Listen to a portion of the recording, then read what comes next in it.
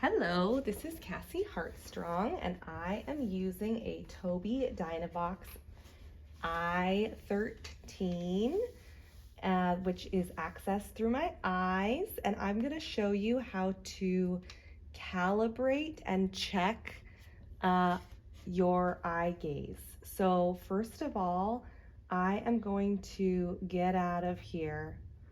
I can just close my snap down if I want to, and go to my desktop, and I'm going to go up to this green icon here, the eye tracking settings.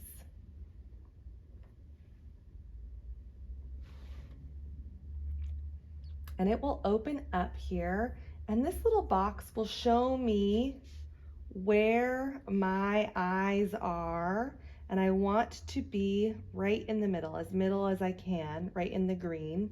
That arrow and my eyes are aligned. That's just showing me that I've got good connection with the device, but I want to calibrate it. Let's create a new profile so the Dynavox can learn how to calibrate to me specifically, because everybody's got different eye movements. Yes, let's create a new profile. I'm gonna name this profile. I'm gonna pull up this keyboard. Let's name it, Cassie. And we're gonna start. Oh, I already exist. Let's do Cassie 2. Start, and then when I start, I'm gonna follow the targets with my eyes so the Dynavox can learn how my eyes move. So I am looking at these targets. If you are working with a student, you can just really encourage them to look at these targets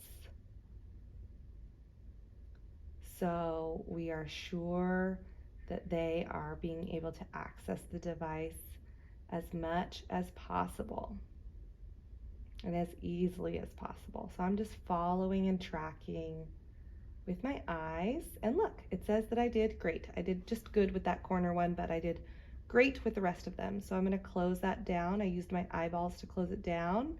I could test calibration. I know that I just calibrated, but we can test the calibration by seeing how my eyes are interacting with the different spots. You can see that bottom point was hard for me. And then I'm going to close that down.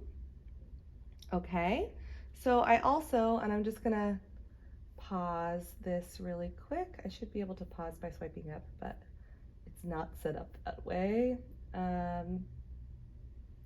So I am going to close this down and go back. Let's see what happens when I push the triangle or the square. If I push the triangle, oh, it brings up my track status, so I can make sure that my eyes are in the middle. Now, if your eyes are not in the middle, something that you can do is either adjust the device or adjust the way that you're seated. That way those two little circles can be in the middle with that little arrow as well. So I'm going to close that up.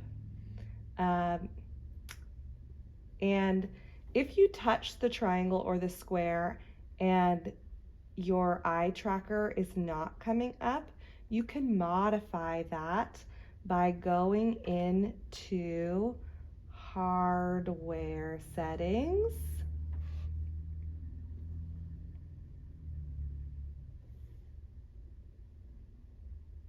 It's thinking about it. And you can see you can make the triangle button and the square button have different functions. So I have my triangle button, which is right here, set for show or hide the eye track status, which I like. Maybe you want it set on something else. And then the square button, enable, disable eye tracker pause. So if I want to pause my activation with eye gaze, I can do it with that little square.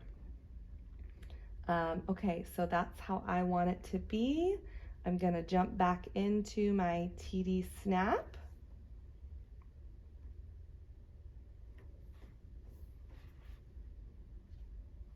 And now I should be calibrated and ready to go. Anytime I open my Snap up, I like to check my eye tracking. So once it opens up, I'm gonna touch this little triangle just to make sure I've got good, I'm in good connection with the Tobii, which I am, so I'm gonna close it.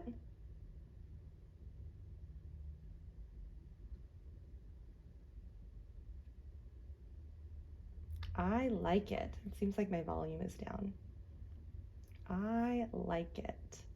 Okay, so that was just a demonstration of how to use our eye gaze, calibration, and track status. Thanks.